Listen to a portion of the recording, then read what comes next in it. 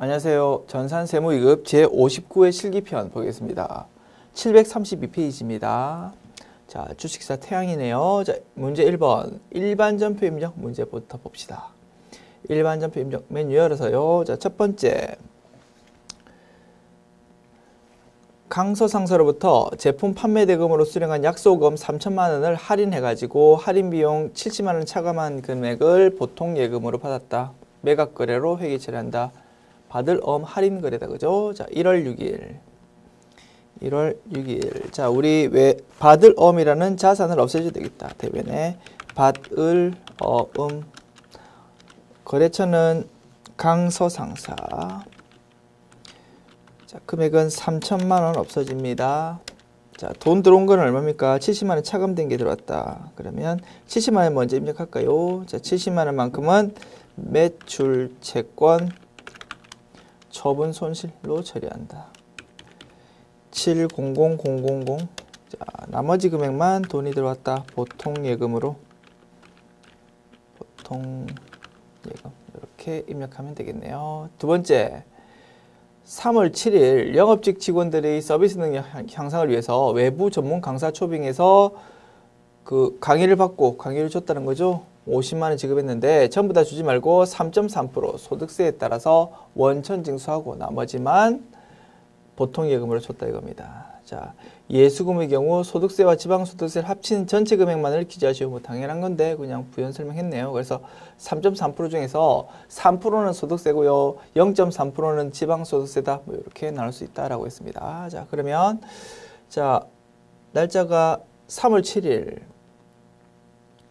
3월 7일. 자, 일단 차변에 기록하자. 차변에 비용이겠지. 교육훈련비 하면 되겠네요. 교육훈련비인데 영업직이니까 800번 쓰면 되겠다. 825번. 자, 금액은 50만 원인가요?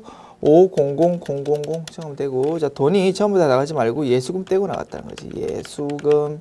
자, 50만 원에 3.3% 곱해볼까요? 500000 곱하기 3.3 곱하기 0.01은 16,500원이네. 16500 이렇게 적고 나머지만 보통 예금으로 나갔다. 이렇게 적으면 되겠다. 문제 3번입니다. 전기에 미국 스탠다드 은행으로부터 차입한 외화 장기 차입금 50만 달러와 이자 비용 15,000달러를 보통 예금에서 지급하여 상환하였다. 그래서 자, 우리 그냥 넘어왔는데 우리 조금만 체크하자. 3번 요런 스타일 또 나올 수 있을 가능성이 높거든요. 요거 한번 별표 쳐두시고요. 이번 스타일은 그 돈 받는 강사 입장에서 이게 사업소득인가 봐. 그래서 3.3%만큼 원천 수득된 사례고 또 이런 스타일도 나올 수 있다고 했습니다.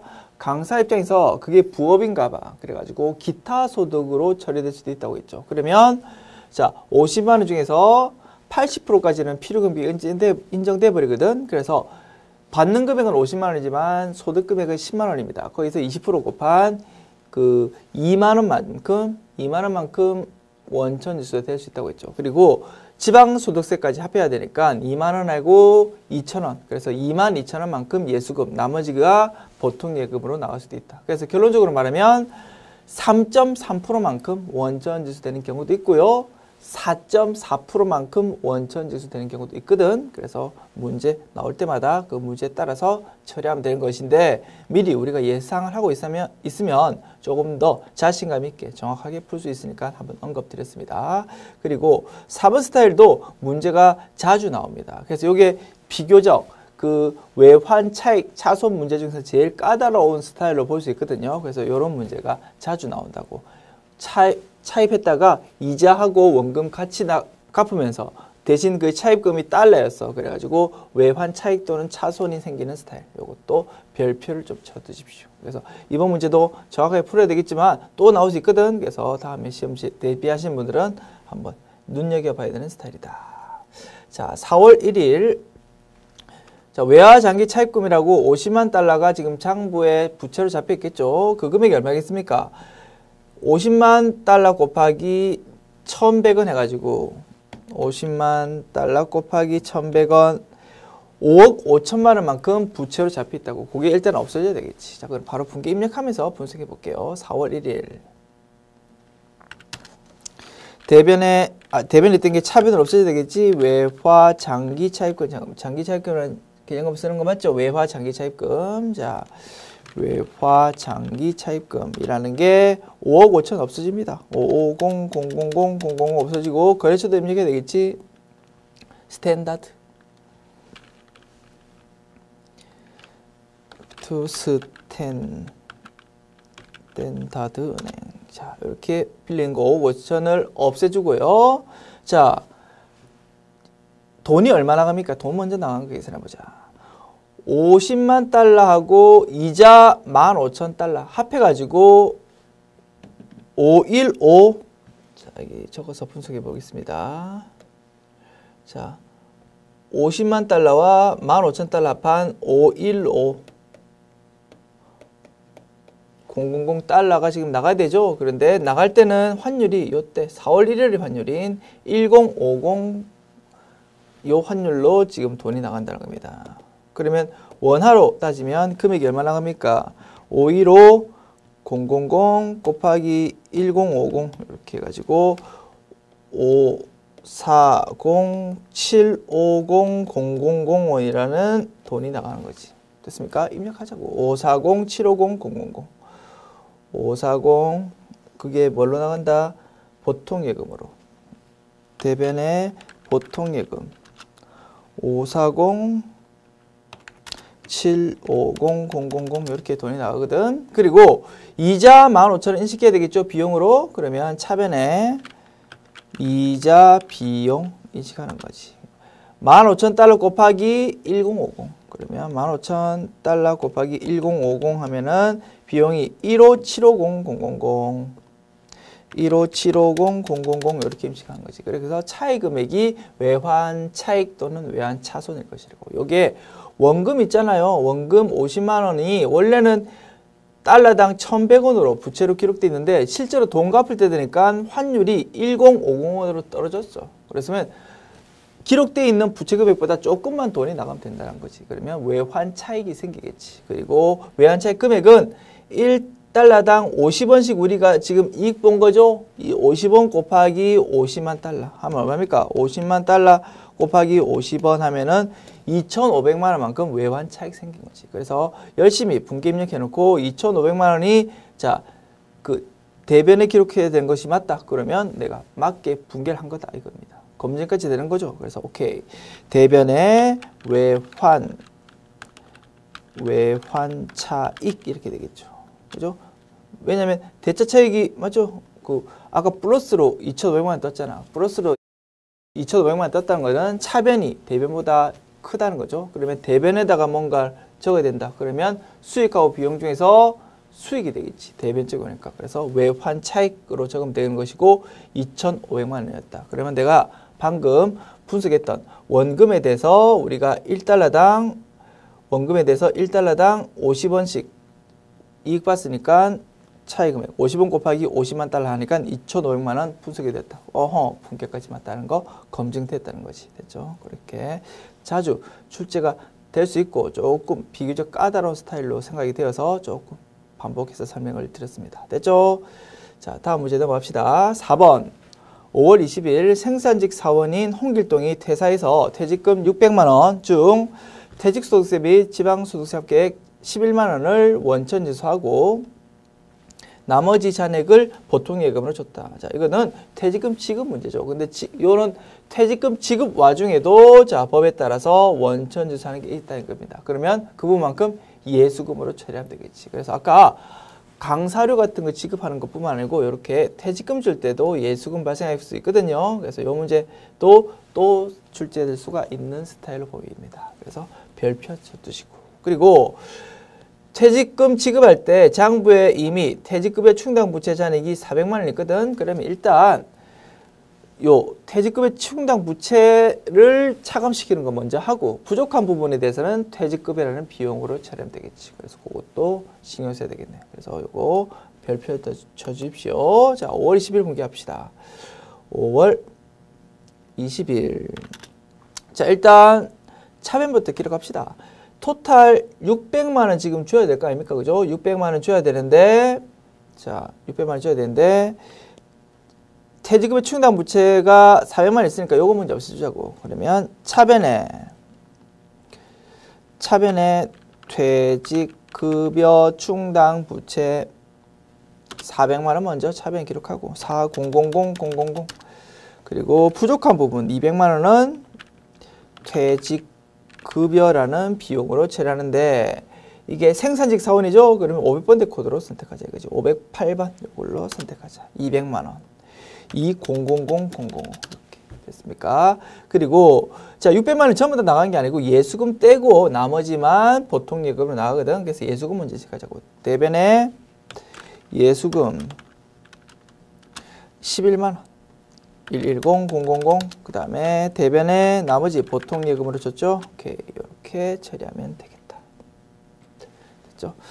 중요한 스타일이었다. 5번 미지급 세금으로 처리되어 있던 1기 예정신고분의 부가세 미납분 100만 원을 납부 불소시 가산세 9천 원과 함께 보통예금에서 이체해서 납부했다. 가산세는 판매비와 관리비의 세금과 원가로 처리한다. 뭐 다 제시 좋네요. 그래서 자 1기 분기 말에 3월 31일이겠죠. 요때 3개월 동안 취합된 부가세 예수금, 부가세 대여금 두 개를 이제 없애주는 거죠. 그래서 그 대변에 적혀 있는 부채 부가세 예수금을 차변으로 보내주고 차변에 있는 부가세 대여금을 대변으로 보내주고 해가지고 차액 금액만큼을 납부해야 되는 세금인가 보다 해가지고 미지급 세금이라는 부채로 기록해 놨다는 거지. 그게 100만 원이었대. 그래서 그게 대변에 딱 기록돼 있거든. 이제 부가세 신고할 때 납부하면 되는 거죠. 그래서 그 대변에 있는 거를 차변으로 보내고 현금이나 보통예금으로 납부하면 끝이란 겁니다. 그런데 납부 시기를 4월 25일까지 납부해야 되겠죠. 부가세 신고한 날짜까지.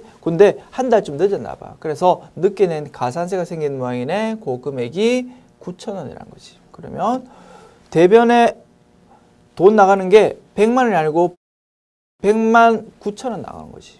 그러면 9천원만큼은 세금과 원가로 처리된다 이거지. 됐죠? 5월 25일. 자, 일단 대변에 있는 미지급 세금을 차변으로 보내야 되겠죠. 미지급 세금 100만 원 1000000 보내면 되고요. 자, 차변에 세금과 공가 800번대 세금 판매비와 관리비를 처리하겠죠. 9,000원 9000 이렇게 9,000원 맞죠? 오케이. 그리고 대변에 요거 합한 금액만큼 뭘로 나갔다? 보통예금으로. 이렇게 처리하면 되겠습니다.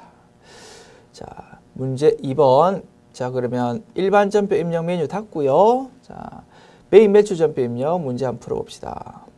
1번. 5월 25일 주식회사 대웅으로부터 원재료 1000개, 단위당 원가 2만 원 요걸 매입하고 영세월 전자세금 계산서를 받았다는 겁니다. 세금 계산서인데 영세월이 적혀 있는 세금 계산서였다. 그걸 받았습니다. 뭡니까? 52 영세 되겠지 뭐. 그렇죠? 자, 그리고 대금을 지급어음으로 이렇게 준 게 아니고 국민은행 기업구매자금 대출로 만기 6개월 요걸로 지급했답니다. 그래서 실무상 자주 발생 안 하고요. 지금까지도 뭐 출제가 잘 되는 건 아닌데 최근에 이런 게 가끔 등장하는 것 같습니다. 그래서 한번 알아두십시오. 대출이죠. 대출. 그러니까 차입금인가 보다 이렇게 정리해 두시면 되겠지. 그래서 기업구매 자금 대출 이런 게 나오면 대출이니까 차입금으로 처리한다라고 정리해 주시면 딱 좋겠다. 그죠?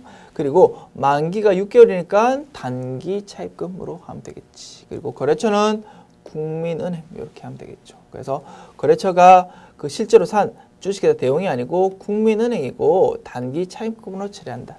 이렇게 정리해 두시면 딱 좋겠습니다. 됐죠? 자, 5월 25일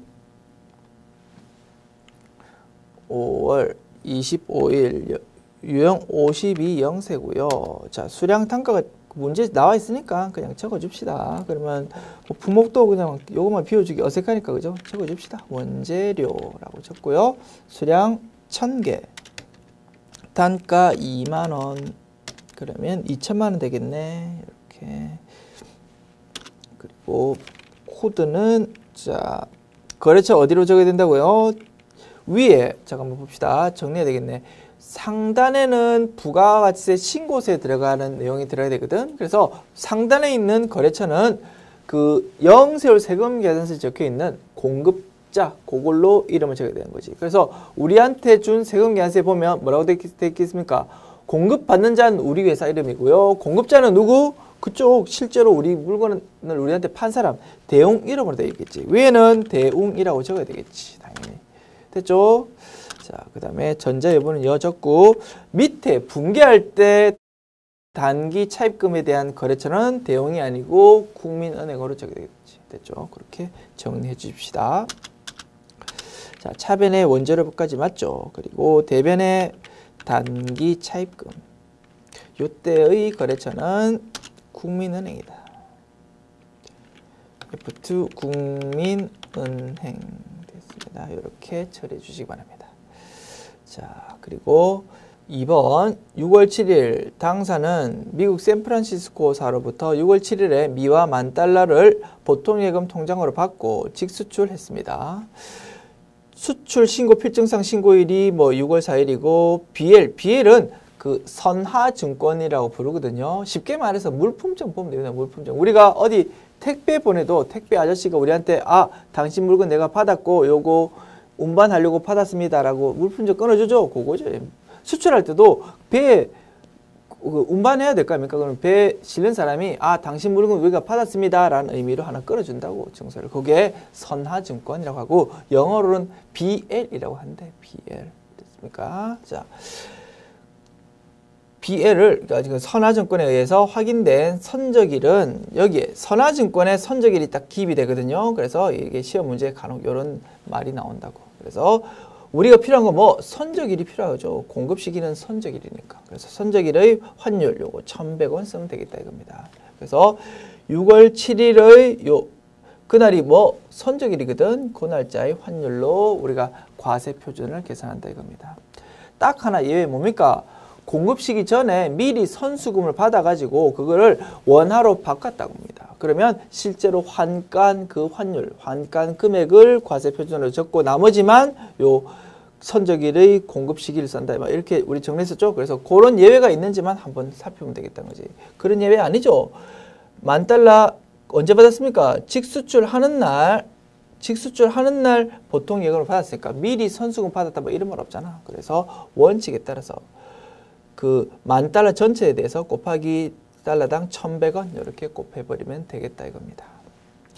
자, 동거래에 대한 대금은 나중에 받은 거는 6월 7일에 받아가지고 나중에 환전했다 이거지. 알겠습니다. 뭐 이거는 우리가 알 바 아니다 이겁니다. 과세표준 구할 때는 전혀 영향 안 미친다. 과세표준 영향 미치려면 선수금을 선적일 전에 미리 받아가지고 그 전에 미리 환가했을 때만 오케이. 그때만 실제 환가 환율을 신경 쓰면 된다 이겁니다. 아래 자료를 보고 정상적인 환율을 적용해서 매일 매출전표에 입력하시오. 대금 환전과 관련된 거래, 즉 7월 15일 거래는 생략하시오. 뭐 이런 식으로 제시되어 있네요. 6월 7일. 자, 6월 7일. 자, 그럼 직접 수출했으니까 16번 수출을 하면 되겠다. 그죠?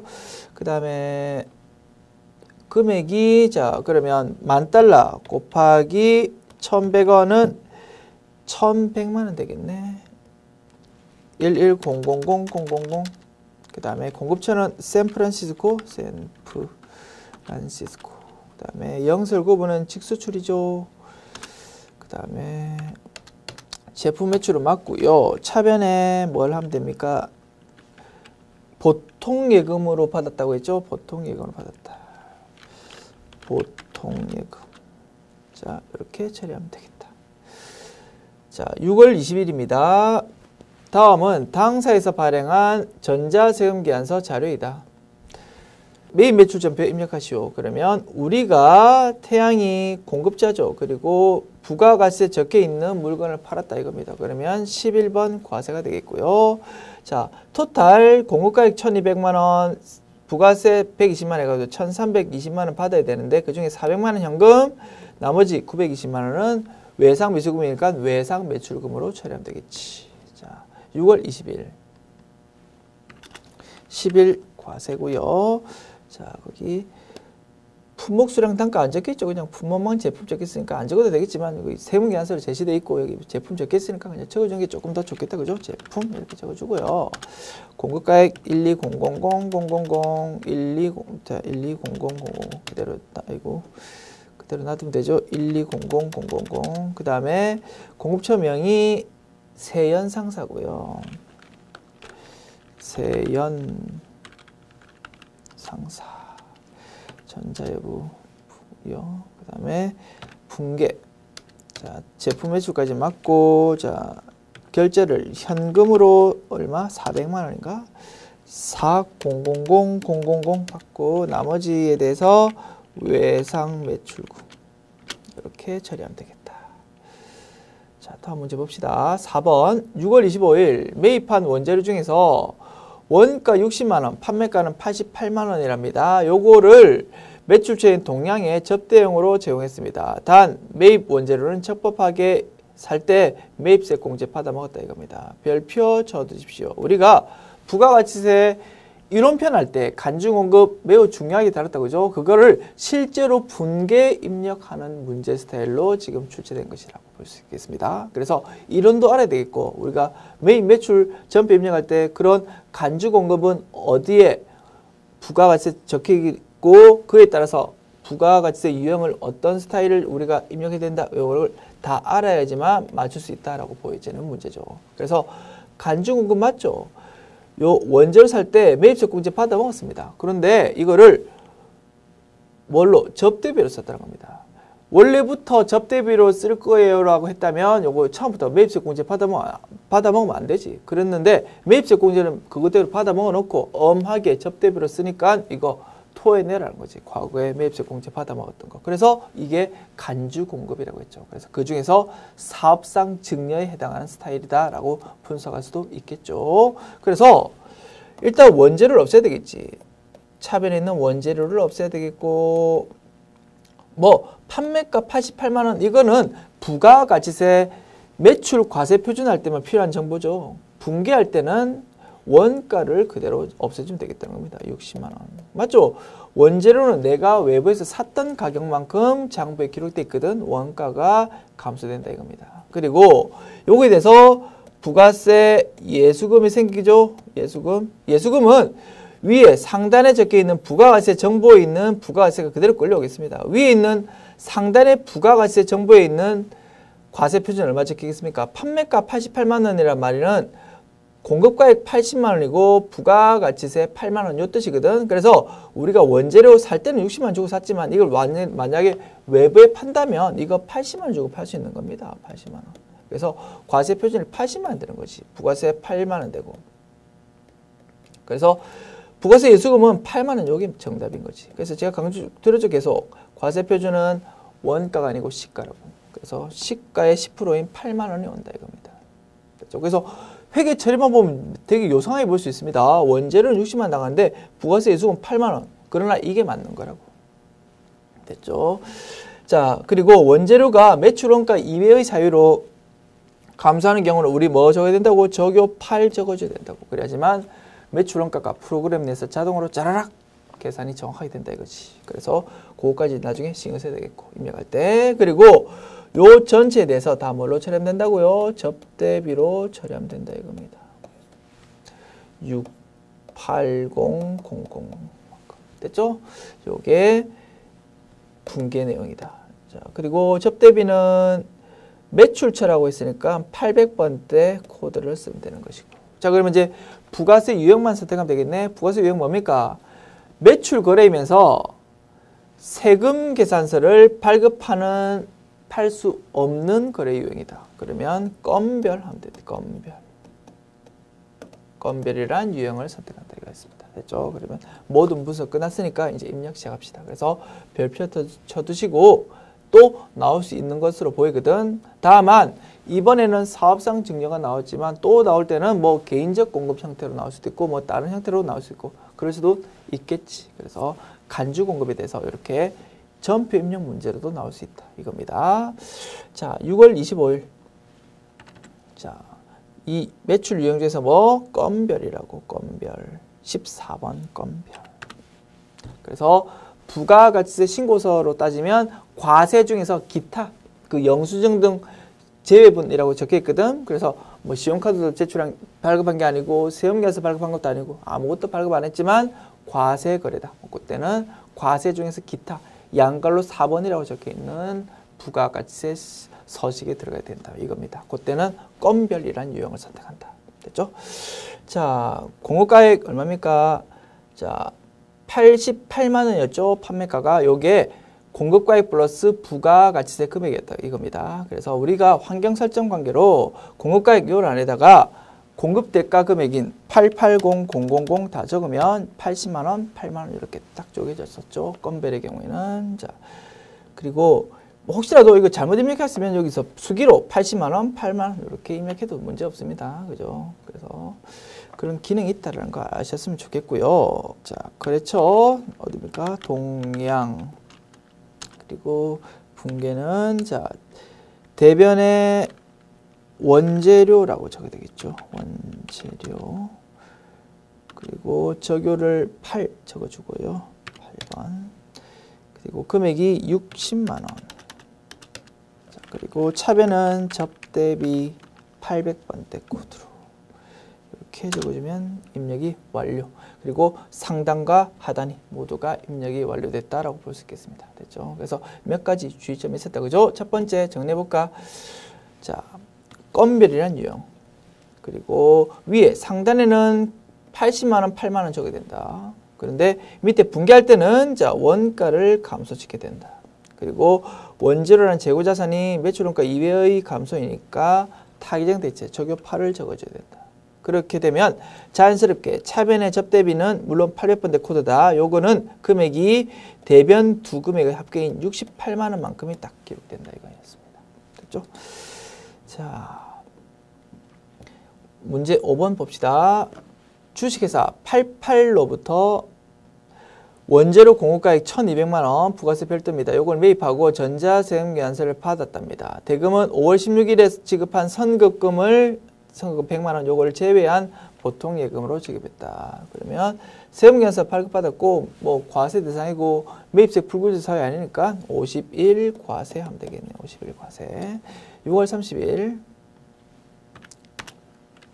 50일 과세고요. 공급가액이 1,200만 원. 그 다음에 공급처명은 8. 전자예부. 자, 원재료까지 맞죠. 그리고 대변에 선급금 먼저 없애야 되고요. 얼마? 100만 원. 나머지는 보통 예금으로 줬고 이렇게 처리하면 되겠다. 자, 그러면 매입 매출 전표 입력 문제 다 풀어보았으니까요. 메뉴 닫고 자, 부가세 신고서 문제 풀어봅시다. 자, 첫 번째 다음 자료 이용해서 일기 확정 신고 기간의 신용카드 매출 전표 등 수령금의 합계표를 작성해라 이겁니다. 자, 매입 시 공제 가능한 사항만 반영할 것 당연하죠. 그래서 신용카드 매출 전표만 받았다 그러면 매입세 불공제 받는 건 아예 적을 필요 없거든. 공제 받는 것만 적을 것이고 그에 따라서 서식에도 공제 받는 것만 추려 가지고 적으면 된다 이겁니다. 그리고 전표 입력을 생략하고 서식만 작성하면 되고요. 법인카드 번호는 요거랍니다. 국민법인카드고 자, 4건이 지금 제시되어 있는데 그 중에 한두 개 정도는 해당사항 없는 거가 제시된다라고 했죠. 자, 첫 번째는 여객 운송 그죠? 다군이라고 우리가 정리했었죠. 그래서 얘들은 영수증만 발급할 수 있는 사업자래. 그래서 우리가 요런 사람들로부터 재화용역 공급받아 가지고 신용카드 매출전표 받아봤자 거기 부가가치세 적혀 있지만 매입세 공제 못 받는다고 했습니다. 그래서 이거 적을 필요 없고 거래처 접대 목적은 매입세 불공제 사유에 해당하죠. 이것도 적을 필요 없고 그래서 요 두 건만 입력하면 되겠다 이거지. 자, 입력 시작합시다. 일기 확정 신용카드 매출전표 등 수령금의 합계표죠. 수령금의 합계표. 일기 확정입니까? 4월부터 6월까지라고 하고요. 자, 두 건 입력해 봅시다. 4월 15일입니다. 2015 아이고 4월 0415 그 다음에 사업용 신용카드죠. 그러면 사업 이걸로 쓰면 되겠죠. 3번 사업. 참고로 여기 4번에 있는 거는 사신용이라고 되어 있는 거는 임직원의 개인 신용카드로 썼던 거 있죠. 그런 것만 4번으로 입력한다. 자, 사업이라고 입력하고요.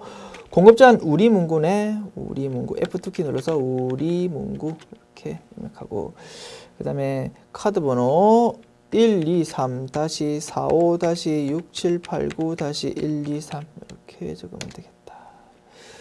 그리고 공급가액은 자, 공급 대가가 11만 원이니까 공급가액은 100,000 이렇게 적으면 되겠지.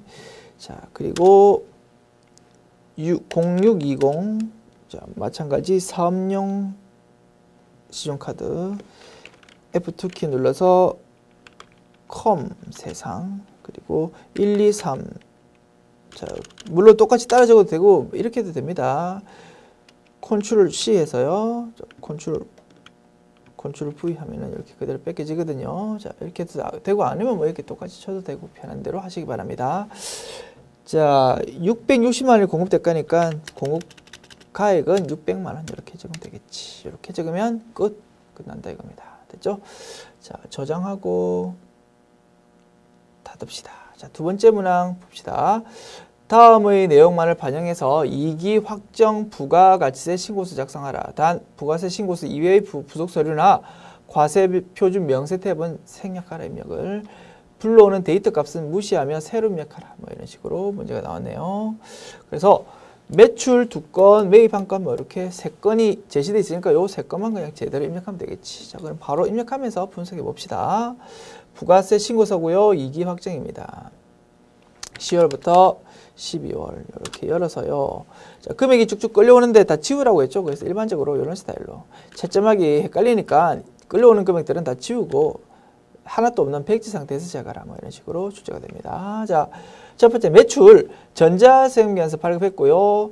공과액 3억 8천, 세액이 3,800, 발급 매수가 1,000매랍니다. 뭐 발급 매수는 신경 쓸 필요 없지. 그래서 전자세금계산서 발급에 따른 세액공제 같은 거는 법인은 의미 없다 이겁니다. 적용 안 된다. 자, 매출건이고 과세건이다. 그러면 과세면서 세금계산서 발급분 여기다 적어야 되겠죠. 380-000-000 적고요. 3,800. 그리고 신용카드 매출전표 발급분이라고 요거 부가세 포함된 게 7,700만 원이다. 그러면 자, 신용카드 현금 영수증 발행분 해가지고 3번 안에다가 7,000만 원 이렇게 적으면 되겠죠. 그러면 자연스럽게 세액 700만 원 오른쪽에 기입된다. 세금계산서 수집은 2억 5천이 있답니다. 요거 중에서 접대비 관련 공고가액이 1,000만 원 있답니다. 자, 그러면 2억 5천에 대해서 일반 매입 또는 고정세 매입 요 둘 중에 하나 적어야 되겠죠. 근데 뭐 고정자산 매입이 얼마다라고 따로 언급 안 돼 있으니까 그냥 우린 일반 매입에다가 적으면 되겠지. 됐죠? 그래서 일반 매입 쪽에 250-000-000 이렇게 적으면 되겠다. 250-000-000 그리고 불공제되는 게 여기 있겠죠. 공제받지 못한 매입세 오른쪽 안에 49번 안에 적어야 되겠습니다. 1,000만 원 10-000-000 1000-000 이렇게 적어주면 되겠지. 그래서 비교적 조금 단순하게 그죠? 달랑 3건만 그냥 입력하는 스타일로 뭐 가산세나 이런 것도 전혀 없는 지금 사항으로 제시가 되었네요. 오케이 입력됐으면 자 저장하고 닫읍시다. 저장 닫고 자 그러면 결산 문제로 넘어가 볼까요? 자 첫 번째 주식회사 태양은 10월 1일 공장 화재 보험료 2005년 10월 1일부터 2016년 9월 30일까지입니다. 토탈 12달치에 대해서 600만 원 지급하고 뭘로? 선급 비용으로 전부 다 자산으로 기록했대. 그래서 일반적으로는 비용으로 다 처리해 놓고 그죠? 그 중에서 비용을 조금 감소시키면서 선급 비용 하는 게 일반적인데 우리 전산세무위급에서는 오히려 기중에 선급 비용이란 자산으로 처리하고 거기에 대해서 나중에 기말에 비용을 따로 인식하는 스타일이 오히려 더 많이 출제되는 것 같아요. 그래서 조금 너무 쉽다고 생각돼가지고 좀 꼬우다시피 이제 꼬우는 형태로 문제를 출제했는데 오히려 그런 비중이 조금 더 높은 게 지금 현재 상황이 돼버렸다 이겁니다. 어쨌든 우리는 풀면 되는 거죠 정확하게. 그래서 한 달에 얼마입니까? 12개월치가 600만 원이고 한 달에 그럼 나누기 12달 하면 한 달에 50만 원이거든. 그런데 2015년도 해당분 얼마입니까? 3달이죠. 10월, 11월, 12월 3달이니까 50만 원 곱하기 3달 150만 원에 대해서 올해 비용으로 처리되는데 전부 다 자산으로 선급 비용이라는 내년 걸 미리 줍니다라는 자산으로 처리했으니까 그 부분만큼 자산을 일부 작게 만들어주면서 그 부분만큼 비용으로 인식해 주자 이거지. 다만 비용인데 공장 관련 거니까 500번대의 보험료라는 개정 과목으로 써야 되겠다 이겁니다. 됐죠? 자, 회계관리 일반 전표 입력 열어서 12월 31일 수동결산입니다. 차변에 보험료 요인데 500번대인 보험료를 적으라 이거지. 그리고 금액은 150만 원. 그리고 대변에 선급 비용이 너무 많이 계산돼 있으니까 선급 비용을 조금 줄여주자 이겁니다. 150만 원만큼 이렇게 처리하면 되겠다. 두 번째, 제조 공장 내 밴딩 기계장 제2 감가상각비에 대한 회계 처리하시오. 취득일이 2014년도 7월 1일이고요. 정액법입니다. 내용연수 5년이고 취득가액 3천만 원. 답 나왔죠? 3천만 원 나누기 5년 해가지고 600만 원만큼 감가상각비 인식하면 된다. 다만 작년에 취득한 년에는 12달이 아니고 6달치만 감가상각비 인식했겠지. 그러다 보니까 전기말 감가상각 누계액이 300만 원으로 지금 계상되어 있는 상태다라는 거 분석도 가능하지. 우리는 600만 원만큼 감가상각비만 인식하면 되고 올해 자 이거 수동결산으로 차변 대변 입력해도 됩니다만 우리는 그냥 자동결산으로 나중에 결산자료 입력면에서 입력하기로 합시다. 일단 수동결산 있는 거 먼저 쭉 여기서 입력하고 나서 나중에 자동결산할 때 입력하기로 하고 시험지에 메모만 딱딱 해주시고 넘어가도록 하십시다. 오케이. 자, 3번 문제 봅시다. 국민은행 1년 만기 정기예금 통장에 입금된 이자 내역은 다음과 같답니다. 2014년이 아니고요. 2015년입니다. 2015년도 올해의 경과이자를 인식하여 반영하시오. 그래서 이자 수령 시점 이것도 오타거든요. 만기가 지금 2016년도 4월 30일이지 않습니까? 그죠? 2016년 4월 30일로 거주십시오. 그래서 내년 4월에 이자 받을 거거든. 그렇지만 발생주에 따라서 올해 이자 수익으로 인식할 만한 금액이 미리 있을 것이라고 그거를 미수이자라는 자산으로 계상하자 이겁니다. 그 금액 얼마일까? 자, 1억 원이 원금이고요. 1년치 이자가 4.2% 곱한 금액입니다. 그러면 1억 원 곱하기 4.2% 그러면 420만 원만큼 1년치 이자일 것이라고. 그 중에서 그게 2015년도 5월 1일부터 2016년도 4월 30일까지 요 12달이거든. 그런데 2015년도 올해에 해당하는 이자 수익은 얼마일까? 420만 원 중에서 12달치 중에서 몇 달? 5, 6, 7, 8, 9, 10, 11, 12, 8달이네. 12분의 8 하면 되겠지. 그러면 요만큼이 올해의 이자 수익 그리고 그 부분만큼 자산으로 미수 수익으로 잡을 수 있는 부분이다 이겁니다. 자, 그러면 420만 원 나누기 12는 곱하기 8은 280만 원만큼이 미수 수익으로 계상되는 부분이네. 280만 원. 자, 여기서 적읍시다. 차변에 미수 수익이라는 자산으로 280만 원. 2800000 그리고 이 부분만큼 대변에 이자 수익. 아직 돈은 안 받았지만 발생주에 따라서 미리 인식한다 이겁니다.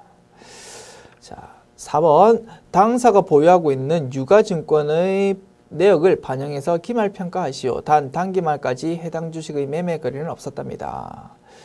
2014년도 10월 달에 취득해가지고요. 2014년도 말에 뭔가 평가했겠죠. 그래서 평가이익 또는 평가손실을 인식했다 이겁니다. 단기 매매 증권으로 분류되니까 이 부분만큼 손익계산서에서 바로 반영됐겠지 작년에. 그래서 장부 금액이 이제 보유주식은 500주죠. 500주 곱하기 14,000원이라는 금액으로 지금 자산에 계상되어 있는 상태지. 이 상태에서 올해 주가가 또 올랐나 봐. 그래서 8,000원씩 한 주당 8,000원씩 올랐다 이겁니다. 가격이. 그러면 500주 곱하기 8,000원 만큼 400만 원만큼 이익 본 거죠. 그래서 400만 원만큼 단기 매매 증권이라는 자산을 증가시켜 주고요. 대변에는 단기 매매 증권 평가이익이라는 영업의 수익을 인식하면 되겠다 이겁니다. 그러면 장부 금액 올해 말의 장부 금액은 500조 곱하기 22,000원이란 금액으로 딱 올라가겠지, 장부 금액이. 자, 그러면 12월 31일 분께요. 차변에 단기 매매 증권이라는 자산을 400만 원만큼 증가시켜주고, 그리고 대변에 단기 매매 증권 평가이익이라는 계정 과목을 처리해주면 되겠다. 됐죠? 자, 5번 법인세 문제입니다. 자, 그러면 법인세 문제 자동 결산으로 풀 거죠. 그러면 수동 결산, 즉 일반 전표 입력, 메뉴 입력 끝났으니까 요거 메뉴 닫으시고요. 자, 결산 자료 입력 메뉴입니다.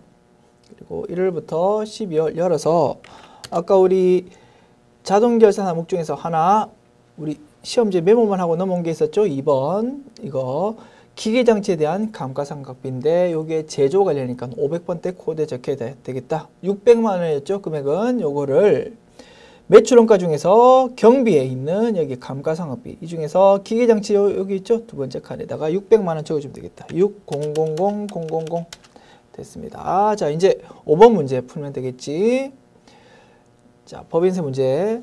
자, 1년 동안 세금 열심히 계산해 봤더니 770만 원이래요. 자, 그런데 선납한 게 미리 있죠. 중간예납 그리고 이자에 대한 원천징수를 통해서 미리 납부한 세금이 선납세금이라는 자산으로 기록되어 있고, 그래서 770만 원에서 선납세금 부분 빼가지고 나머지 부분만 미지급세금이라는 부채로 적으면 되겠다 이겁니다. 그래서 선납세금 금액 합계자료 시산표 봐도 알 수 있지만 여기 이 메뉴에서도 결산자료 입력 메뉴에서도 바로 나와 있거든. 여기서 바로 확인할 수도 있다. 그래서 3830300만큼 선납세금으로 잡혀 있거든. 그러면 770만 원에서 3830000 빼면 3870000만큼이 자 미지급세금이란 부채로 잡혀 되겠다 이겁니다. 그래서 일단 3830000을 그대로 적어주고요. 그리고 그 아래에 3870000 이렇게 적어주면 법인세 등 요 라인에 우리가 원하는 1년치 세금 있죠? 770만 원이 딱 계산이 되겠다 이겁니다. 그러면 내가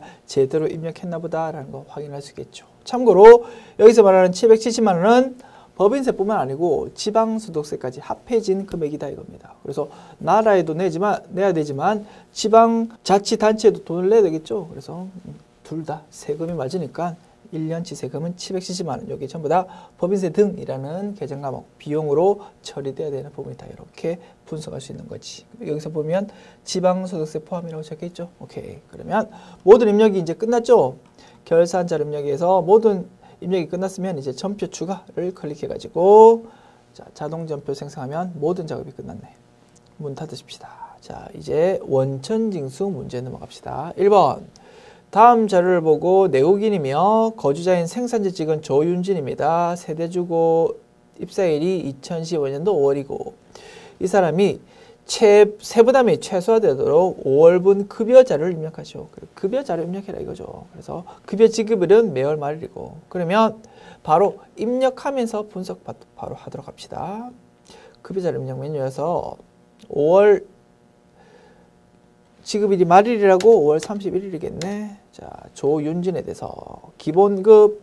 자, 파란 글자로 나오는 거는 비과세고 그죠? 검정 글자는 과세고 그렇게 볼 수 있는데요. 자, 첫 번째 기본급 100만 원. 그죠? 이건 적으면 되는 거죠. 기본급 100만 원. 1000000 그다음에 식대 10만 원. 자, 별도의 식사 제공 안 하고 식대로 매월 10만 원 준다. 그러면 비과세 요건 충족하죠. 오케이. 그럼 파란 글자에 적는 거 맞네요. 1000000 적으면 되겠다. 그리고 시내교통비 이런 거는 과세죠. 아니나 다를까 출퇴근용 시내교통비로 매월 25만 원을 지급하고 있답니다. 이런 거 비과세 안 되는 거죠. 그래서 과세입니다. 자, 출퇴근비 시내교통비라는 이름으로 자 여기 적으면 되겠지. 250000 시꺼먼 글자니까 과세 맞죠. 오케이. 그다음에 육아수당에 대해서 별다른 언급이 지금 없죠. 자, 육아수당이 별다른 언급 없으면 여기 현재 육아수당으로 파란 글자로 좀 적혀 있죠. 여기다가 그냥 적으면 되겠지. 비과세인가 보다. 비과세 요건 충족하나 보다. 이렇게 이해할 수 있겠네. 10만 원. 100000. 자, 그다음에 야간 근로수당 자, 3월과 5월에는 업무 특성상 야간 근로를 하는데 이에 대해서 별도 수당을 지급하고 요 금액이 200만 원이었다 이겁니다. 생산직 맞죠? 오케이. 그러면 요건이 있었죠? 그것만 맞는지 체크하면 되겠다. 월 정액급여가 150만 원 이하 맞아야 되죠? 150만 원 이하 맞고요. 그 다음에 직전 총급여가 2,500만 원 이하라 해야 되죠? 오케이. 2,500만 원 맞다. 그러면 비과세요건 충족하네. 그래서 200만 원을 파란 색깔 적혀있는 야간 근로수당 이쪽에다가 적어주면 되겠다. 20000000 그러면 1년 동안 240만 원 한도로 비과세 처리된다 이겁니다. 그러면 자 새롭게 수당 공제를 통해서 뭐 등록해야 되는 항목은 없었다 이거죠. 그래서 제시된 항목에 대해서 과세인지 여부만 과세인지 비과세인지 여부만 판단해 가지고 입력을 하면 이 문제 입력은 끝이 되겠네. 그리고 공제 쪽은 프로그램상 자동으로 계산되거든요. 그래서 이 부분은 별다른 언급이 없으니까 건드리지 않고 그대로 넘어가면 되겠다 이겁니다. 됐죠? 자, 두 번째 문제입니다. 다음 자료를 보고 2015년도 12월 31일 현재 사무직 계속 근로자인 장영아의 세부담 최소화를 위한 2015년도 연말정산 추가자료 입력 메뉴의 연말정산 입력 탭을 입력하시오. 단 배우자 소득은 총급여 330만 원만 있고 다른 부양가족은 소득이 없다. 그리고 생계를 모두 같이 하고 있다라고 제시되어 있네. 그리고 사람별로 이렇게 지출액이 딱딱 제시되어 있다 이겁니다. 오케이. 자, 배우자 입장에서 배우자는 나이 안 따지죠. 소득 금액만 충족하면 내 기본공제 대상자 되는데 급여가 총급여가 330만 원 있대. 그러면 근로소득 공제 빼면은 330만 원에서 70%만큼 빼면 30%만 남죠. 그러면 99만 원 나오겠네. 그러면 소득금액 100만 원 이하 맞다. 내 부양가족, 내 기본공제 대상자가 맞다 이겁니다. 오케이. 자, 그리고 연말정산 탭만 입력하라고 했으니까 인적공제, 즉 기본공제나 추가공제 여부에 대해서는 따로 건드릴 필요 없다. 프로그램에서 제대로 맞게 입력이 돼 있다라고 우리가 이해하면 되겠습니다. 됐죠? 시키면 시킨 대로 요 탭만 작성하면 되겠다. 본인 자동차 보험료 96만 원 인정되죠. 신용카드 사용액 3,500만 원 인정되죠. 다만 300만 원은 전통시장분이니까 3,200만 원과 300만 원 갈라가지고 입력해야 되겠지. 출산 관련 의료비 450만 원 인정되죠. 다만 적을 때 본인 쪽 란에다가 적어주면 되겠다. 그 의료비라는 세 가지로 이렇게 갈라가지고 적죠. 그 중에서 해당되는 란에 제대로만 적어주면 되겠다. 배우자가 쓴 거 저축성 보험료 안 되죠. 보장성 보험료 안 된다. 그래서 배우자가 이 총급여가 330만 원이니까 내 기본공제 대상자는 됩니다만 이 사람이 그럼 보험료 쓴 거 보장성 보험료라면 인정됩니다만 안타깝게도 저축성이니까 요거는 인정 안 된다 이겁니다. 됐죠? 아들의 경우 17세고 고등학교 등록금 되고요. 시력보정용 안건구입비 80만 원 중에서 50만 원까지 되죠. 1인당 50만 원까지 되니까. 보습 학원비 안 되죠. 그래서 취약전 아동의 경우면 학원비가 인정된다. 딸은 2015년도 12월 31일에 태어났네. 오케이. 질병치료비가 110만 원 있다. 이거 인정되겠지. 그리고 동생 23살. 나이 요건 충족 못하네. 그래서 기본공제 대상자는 아니겠지.